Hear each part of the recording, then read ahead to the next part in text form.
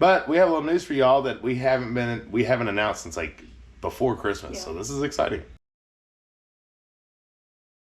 Hey y'all, welcome to Stivers Homestead. I'm Zach, and you'll see Jen here in a bit.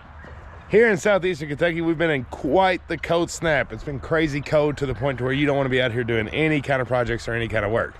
We're finally getting a little bit of that, a little bit of a break. So if you'll remember correctly, this is where our cows are. Right now, they're all peeking through the windows of the barn, which I want to talk about that barn for a second because we got a lot of new folks. I wanted to inform everybody about it. But back to my point, we had done some heavy reinforcement of fencing because T-Bone would break through everything. He would jump through everything, break through everything that we had. Well, these three respect fences. So I've gotten this thing all gaudied up to where it doesn't really look good. And you know, this like secondary fence is starting to get all saggy. So I am going to take down the secondary fence and I'm going to tighten back up my lines and get all that good stuff to let them out of the barn. Some of y'all may be thinking like, you've had your cows locked up in a barn? Easy, it's not out of the ordinary to put your cattle in a barn because cattle is extremely rough on winter pastures. And if they don't have a chance to rest, your summers are gonna be in rough shape. This is what cattle does in the winter. That's what it should look like. So that's the main walking path. So yeah, they're gonna keep destroying that. However, my pastures that I have, they can't access those. So in the summer, they'll still be fine. And I'm also not going to be letting them out for good. Like this is just, it's sunny, it's nice. We're gonna have a nice break this week, so let's let them enjoy it. And then if the weather goes south again, I'll put them back in the barn because we just don't want them out here when it's sopping wet. You know, it's just not a good thing. However, like us humans, we need some of that vitamin D and get some of that on us. So I want them to be able to get out. Daisy for sure is pregnant and getting closer. You can start to see her udder starting to fill just a little. We're not close, but it's starting to fill just a tad. So I want them to get out here and just enjoy some of the land. All right, time to get on these posts. Hey Specs, what you doing? You better get on my side to side. Oh, nosy chicken. All right, that looks so much cleaner. Clean lines just make your farm look so good. Once you start getting things crisscrossed and all that good stuff, makes it look a little wild. So I'm happy with that. This section's good. This was his worst spot. This is where he broke out of everything. Every time he broke so many poles, and I got all that cleaned up off the ground too. So that makes me happy. All right, one spot down. So real quick, this big beautiful barn back here, a lot of y'all seen it. It's not in its greatest shape, right? It's got a tree had fallen through it on the other side, which the cattle can't get to, so they can't make it worse. But that's its primary worst spot. And then of course it looks old. I don't know what they've done, what they did here, but like those are windows. You can tell that like pieces haven't fallen off because of the same on every side.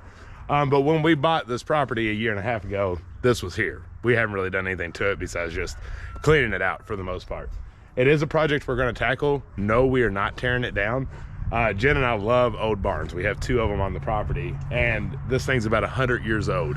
So just knowing the stories it could tell are absolutely beautiful. But yes, we do know that it needs some tender loving care, and we are going to get there, we promise. Hey, how you doing? All right, now I'm down here in the second pasture. So this is the lower second half. You can see the barns up there. And he decided to cross right here at one point and snapped all kinds of things. So I've got to fix this part because then they could just hop over that. So need to get that. That's actually one of my gates that I have right here. Need to get that back up and we'll be good to go. This poly tape electrical fencing has been really good for us. But I would have to suggest if you're getting a bull, especially anything with an Angus in it, you're probably going to want some permanent fencing and some electrical around on the inside. That is part of our future goals. But for now, the ladies and Hank, who is a mini Hereford bull, which a lot of y'all have suggested the Hereford breed as being a little bit more fence tame, which I can tell with him. He's very chill with it. This would probably be fine, but because I had that Angus Jersey bull, he just destroyed everything. So yeah, just FYI, my experience with it.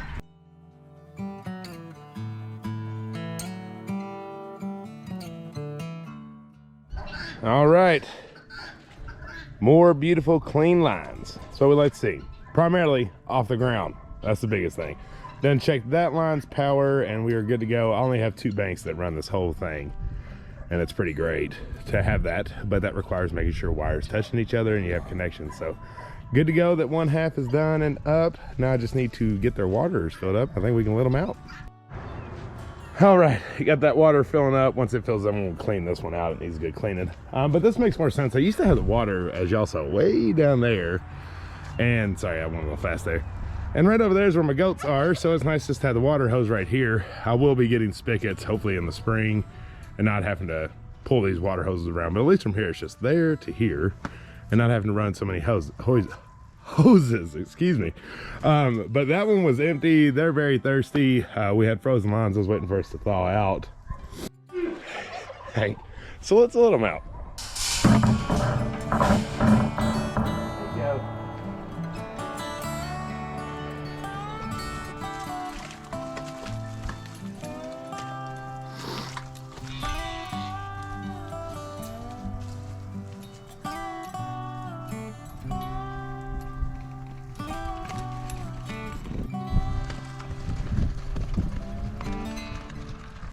Get this back on real quick. Oh, they came shooting out of there. They think their water's still down there though. Here it goes. Here it goes. Daisy. Flossie.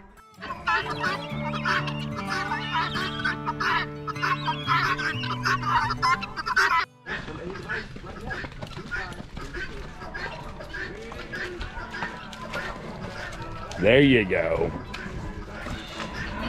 Hey, Hank. Why'd you?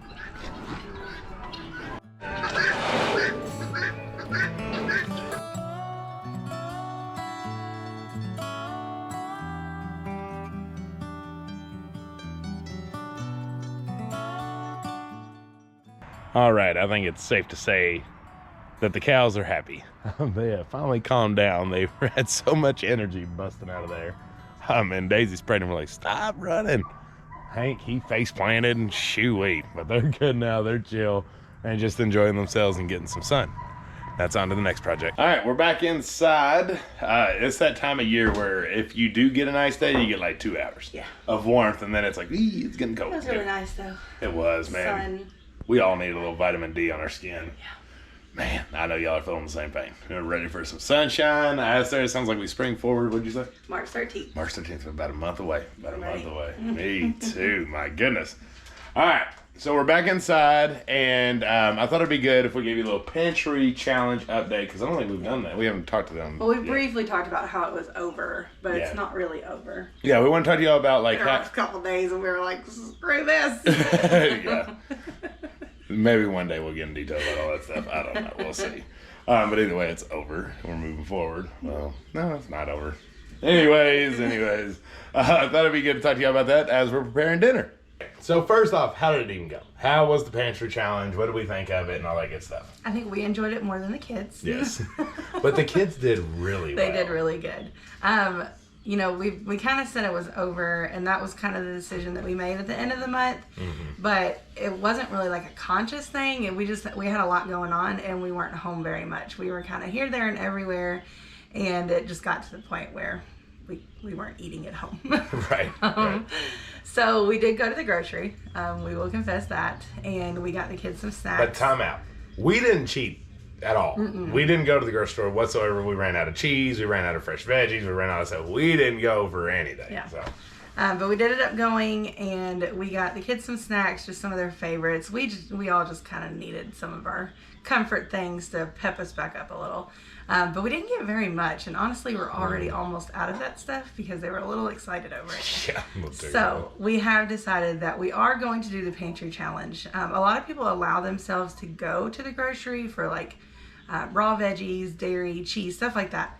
We didn't at all. We just said we're going to do with what we have, and when that's out, we'll be out.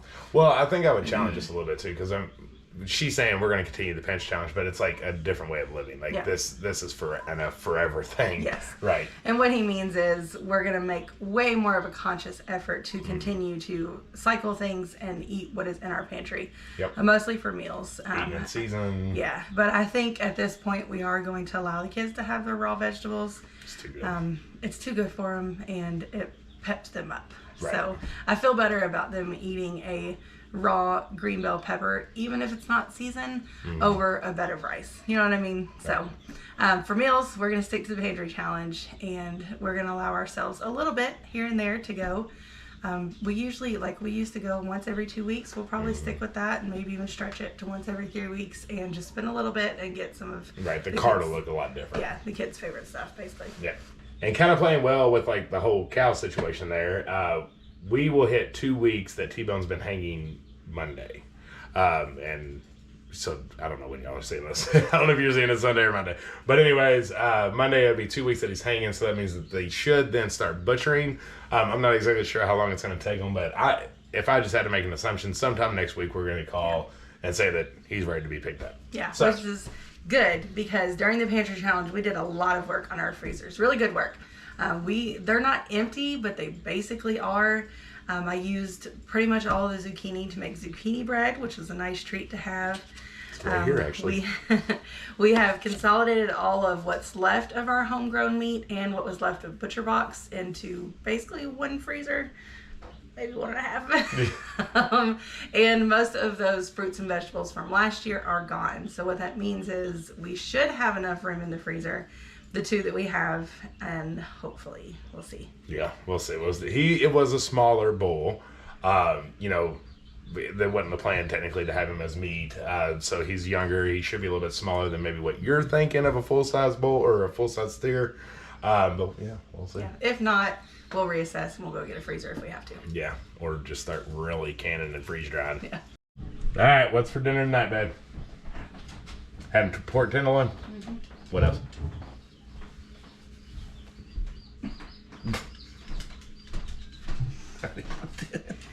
She's funny, y'all. She's funny. Y'all don't understand the humor I get on a daily basis. She doesn't have to say anything. It's just her mannerisms. It's very funny. We've done a lot of walking. We did do a lot of walking. We take a random trip to Gatlinburg. Sorry, I'm all up in her way. I do that.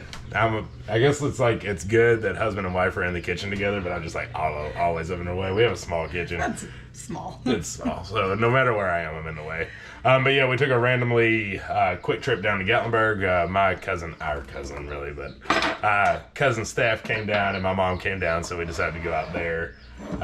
And that's a lot of walking when you go to Gatlinburg. So we're a little sore. It was a lot of fun though. It was a good time. We was there less than 24 hours, man. Her and I know what to do to make 24 hours. When we take people, we really pack it in. Yeah. Experienced Gatlinburgers. All right.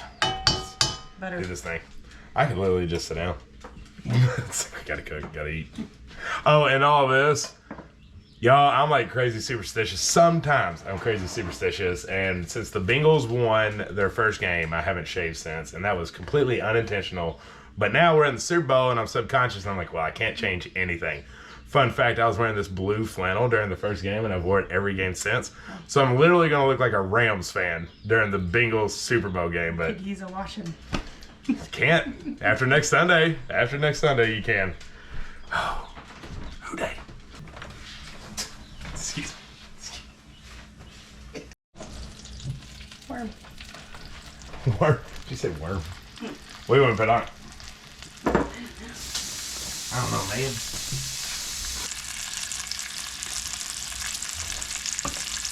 Whoa! Dang, son. That's a lot. Measured with my heart. Okay, so we just got our tenderloin seared. Jen measured with her garlic heart. And so it's going to be a little garlicky. Yeah. That's good. We like garlic. Threw some onions in. Just have a hot cast iron. You got a little broth in too. A little broth in too. And then we'll pop it in the oven at 375 for probably around an hour, and we'll check it. And ACV. ACV. Splash. Just a splashy splash. All right, tenderloin is in the oven. Like I said, we'll check in about an hour. I'm hoping it takes about an hour and a half, 2 hours to get it nice and tender and melty down with all that good flavoring. But we have a little news for y'all that we haven't announced since like before Christmas. Yeah. So this is exciting.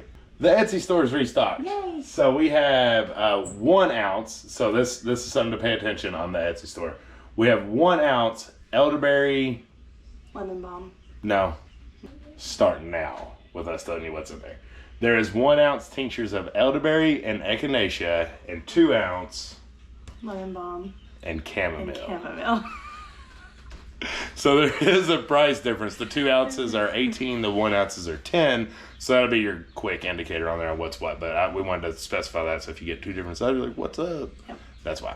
There's also calendula salve and comfrey salve. Yeah. So this is kind of that getting back in the swing of things. So there's not a whole lot of quantity of anything out there, but they are all ready right now. So I don't know if we updated the shipping, but they'll be going out very quick. If you buy it, it ships in 2 business days. Yeah, so get ready for that. Go get it if you want it.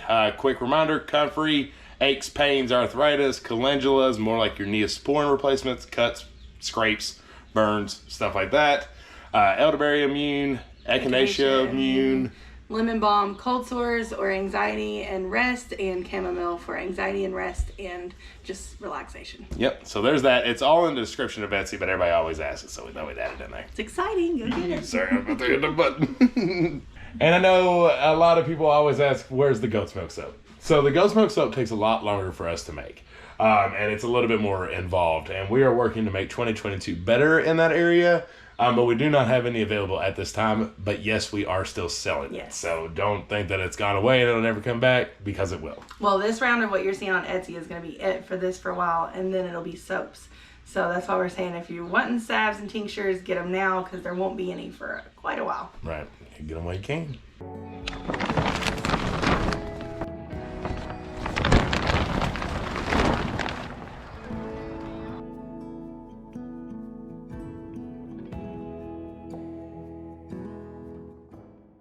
All right, we're gonna have a little salad for dinner, which you just saw me cutting a bunch of it.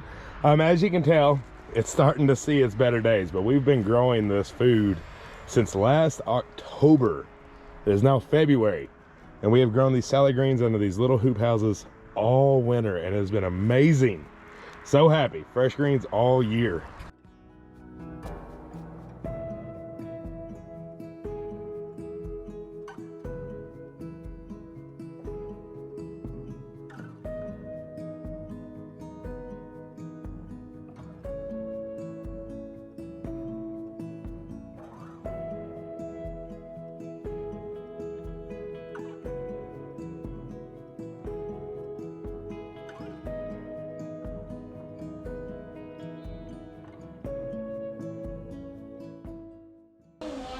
Yes.